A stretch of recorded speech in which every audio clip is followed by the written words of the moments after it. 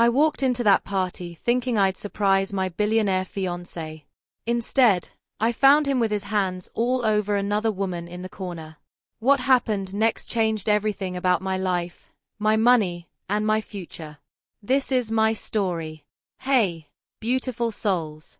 Before we dive into this wild story, hit that subscribe button and ring the bell because you're about to hear something that will shock you. Trust me, you don't want to miss how this ends. Now, let me tell you what really happened that night. You know that feeling when you think you're living in a fairy tale, but it turns out you're actually in a nightmare? That was my life 3 months ago. I'm Kesha and I thought I had it all figured out. I was engaged to David Mitchell, a tech billionaire worth over $2 billion. Yeah, you heard that right. Billion with a B.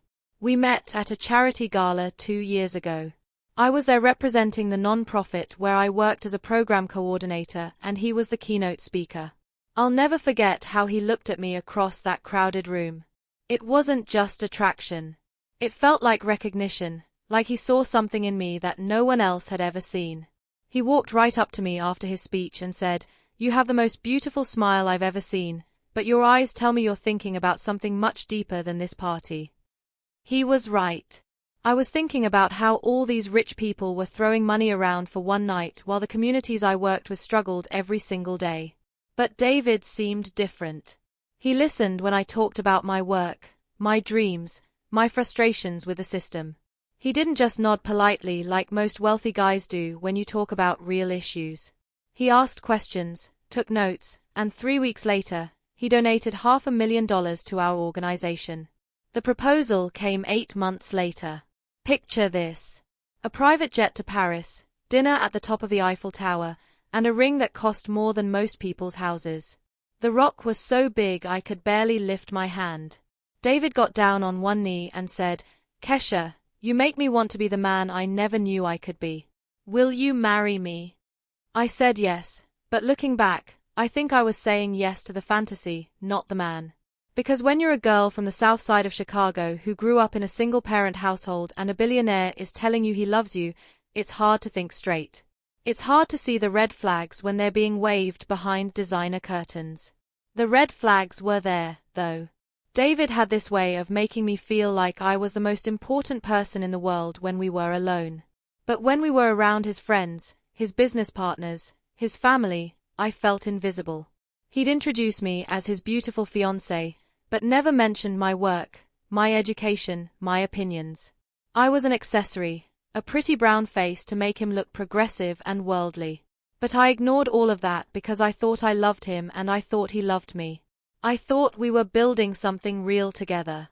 I thought wrong. The night everything changed was supposed to be special. My girl Carmen was throwing a housewarming party at her new penthouse. She just landed a major promotion at her law firm, and I was so proud of her. David was supposed to be out of town on business, but his meetings got cancelled last minute. I thought it would be perfect to surprise him and bring him to meet more of my friends. I spent 3 hours getting ready. I wanted to look perfect, not just for the party, but for him. I wore this stunning black dress that David had bought me for my birthday, paired with the diamond earrings he'd given me for Christmas. I looked in the mirror and felt beautiful, confident, ready to show off my man to my friends. I called David 3 times on my way to the party. Each call went straight to voicemail. I figured he was busy, maybe on a call with investors in a different time zone. That was normal for him. His phone was always buzzing with something urgent, something that couldn't wait, something more important than whatever we were doing. Carmen's building was one of those glass towers that touches the sky, all modern and sleek. The doorman knew me by name because I'd been there helping Carmen move in the week before. The elevator ride to the 40th floor felt like it took forever. I was excited, nervous, and a little bit proud. I couldn't wait to see David's face when I walked in. The party was already in full swing when I arrived. Carmen had gone all out. Catered food, an open bar, a DJ, the works. The place was packed with successful black professionals, the kind of people who were changing the game in their industries. This was my community, my people, and I wanted David to see this side of my world. I walked through the crowd saying hello to friends, accepting compliments on my dress, scanning the room for David. Carmen grabbed me by the arm and pulled me toward the kitchen. Girl, you look amazing. Where's your man? I can't wait to meet him. He's here somewhere, I said, still looking around. I wanted to surprise him. That's when I saw him through the crowd near the floor-to-ceiling windows that overlooked the city. He was there, but he wasn't alone. He was standing close to a woman I'd never seen before. Too close, intimately close. Her hand was on his chest, and his hand was on her lower back. They were looking into each other's eyes like they were the only two people in the room.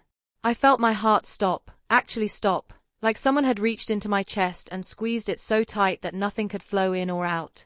The sounds of the party faded away. The music, the laughter, the clinking of glasses. It all became white noise. All I could focus on was my fiancé, the man I was supposed to marry in 4 months, holding another woman like she was his whole world. I stood there for what felt like hours, but was probably only seconds, trying to process what I was seeing. Maybe it was business. Maybe she was a client. Maybe they were just talking and I was misreading the situation. But then she laughed at something he said and he tucked a strand of her hair behind her ear.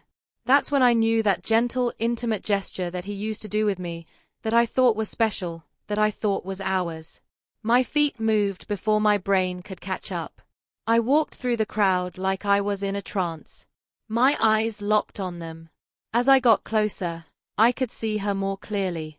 She was white, blonde, probably in her early 30s. Beautiful in that effortless way that expensive skincare and personal trainers can buy you.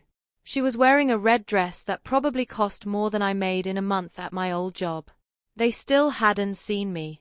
They were lost in their own little world, whispering to each other, laughing at private jokes. I was close enough now to hear pieces of their conversation. Can't keep doing this, she was saying. But she was smiling when she said it. I know, David replied, his voice soft in a way I recognized.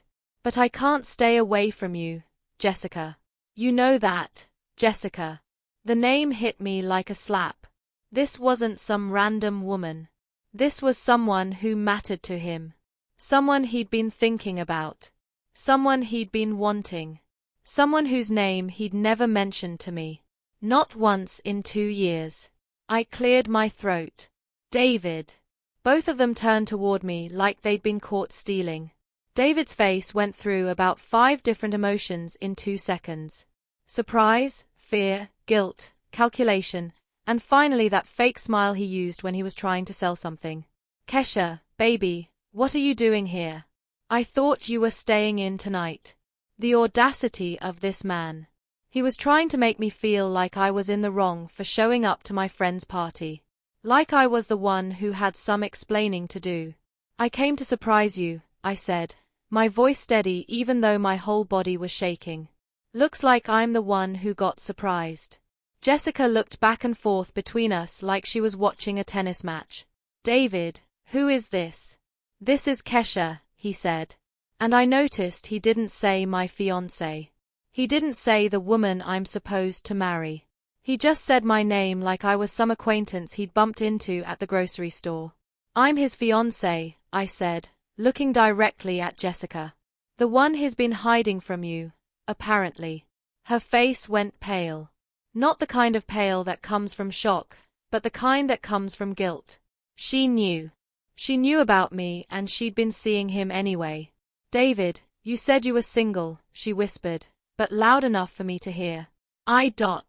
David started, then stopped. For the first time since I'd known him, the man who always had an answer for everything had nothing to say. People around us were starting to notice. Conversations were stopping. Heads were turning. I could feel the weight of dozens of eyes on us. But I didn't care. I was tired of being quiet, tired of being polite, tired of making everyone else comfortable while I suffered in silence. How long? I asked, my voice getting stronger with each word. How long have you been seeing her? Kesha. Let's not do this here, David said, reaching for my arm.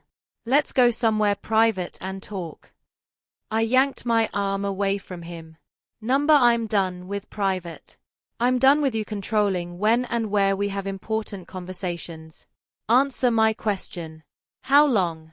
He looked around at the crowd that had gathered, his jaw tight with anger. David hated being embarrassed. He hated not being in control. But for once, he wasn't the one calling the shots. 6 months, he said finally. 6 months, half a year. While I was planning our wedding, picking out flowers, tasting cakes, dreaming about our future, he was building a relationship with someone else.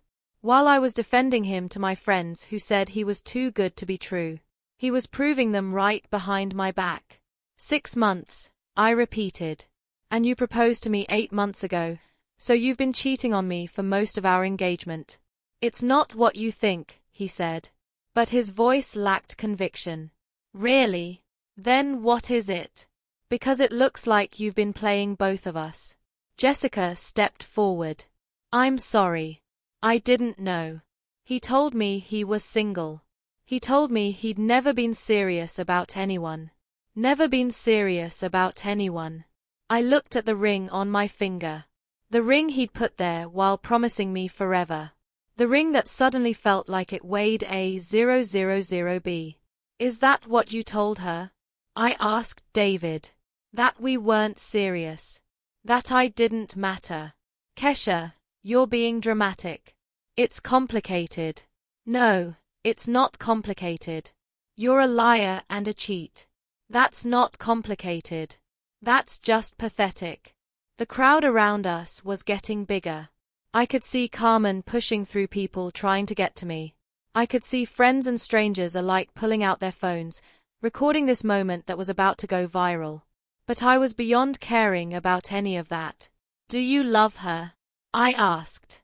David looked at Jessica, then back at me. I care about both of you. That's not what I asked. Do you love her? Yes, he said quietly. I do. Those 2 words broke something inside me that I didn't even know was still whole. But they also freed something that had been trapped. They freed me from the lie I'd been living. From the fantasy I'd been clinging to. From the man who'd never really seen me as anything more than a pretty face and a good story. I pulled the engagement ring off my finger. It came off easier than I expected, like it had never really belonged there in the first place. I held it up so everyone could see it. This symbol of a love that had never been real. You can keep this, I said, pressing it into David's palm. And you can keep her, but you don't get to keep me.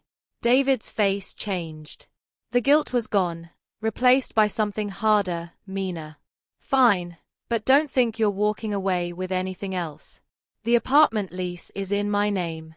The car is in my name. Those designer clothes in your closet, I bought them.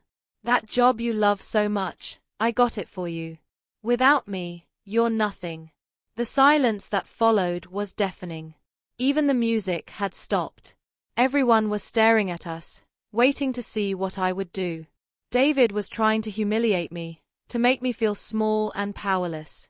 He was using his money like a weapon, trying to remind me that I came from nothing and could go back to nothing. But something had shifted inside me. Standing there surrounded by my friends, my community, my people. I remembered who I was before David Mitchell. I remembered the girl who'd worked 2 jobs to put herself through college. The woman who'd built programs that changed lives. The person who'd never needed anyone's permission to be brilliant. You're right, I said, my voice clear and strong. You did buy me things. You did get me that job. You did try to make me dependent on you. But you know what? You didn't buy my education, my skills, my relationships, my integrity, my strength. Those things were mine before I met you, and they'll be mine long after you're gone. I turned to Jessica. Good luck with him. You're going to need it. Then I walked away. I walked through that crowd with my head held high, my shoulders back, my dignity intact. I walked out of that party and out of that life, and I never looked back. The weeks that followed were hard. David tried to make good on his threats. He had the car repossessed. He had his lawyers send threatening letters about the apartment. He even tried to get me fired from my job. But what he didn't count on was that I'd built real relationships with real people who saw my worth beyond what he'd given me. Carmen let me stay in her guest room. My co-workers rallied around me when David tried to interfere with my job. My friends reminded me every day that I was strong enough to rebuild my life. And slowly, I started to believe them. 3 months later, I'm in a better place than I've ever been. I left that job that David had gotten me and started my own consulting firm, helping non-profits build sustainable programs. I'm working with organizations across the country, making real change, earning real money that no one can take away from me. I found out from mutual friends that David's relationship with Jessica crashed and burned 2 weeks after the party. Apparently, she realized that a man who would cheat on his fiancée would cheat on her, too. Who would have thought? His business took a hit when the story went viral. Turns out investors don't like putting their money behind someone who publicly humiliates women. Karma is real and she doesn't play. But the best part, I'm happy. Really truly happy. I'm not checking my phone every 5 minutes waiting for someone else to validate my worth. I'm not walking on eggshells trying to be perfect enough to deserve love. I'm not shrinking myself to fit into someone else's idea of who I should be. I learned that real love doesn't come with conditions. It doesn't come with threats. It doesn't ask you to choose between your dignity and your security. Real love sees you, values you, and lifts you up. Real love doesn't hide you from the world. It proudly shows you off. Ladies, if you're in a situation where someone is using their money, their connections, or their power to control you, please know that you are worth more than what they're offering. You are not a commodity to be bought and sold. You are not a trophy to be displayed when convenient and hidden when not. You are a whole, complete, valuable person who deserves to be loved for who you are, not what you can do for someone else.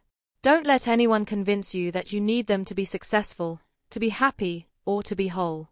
You had value before they came into your life, and you'll have value long after they are gone. Your worth is not determined by the size of someone else's bank account or the price of the gifts they buy you. Trust your instincts. If something feels wrong, it probably is. If someone is treating you like you're not enough, believe them and then find someone who knows you're more than enough.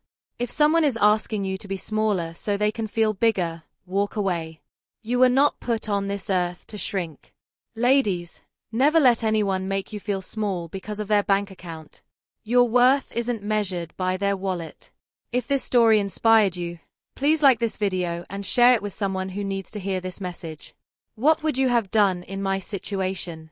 Drop your thoughts in the comments below. And remember, subscribe for more real stories about love, money, and finding your power. Until next time, keep your crown up, queens.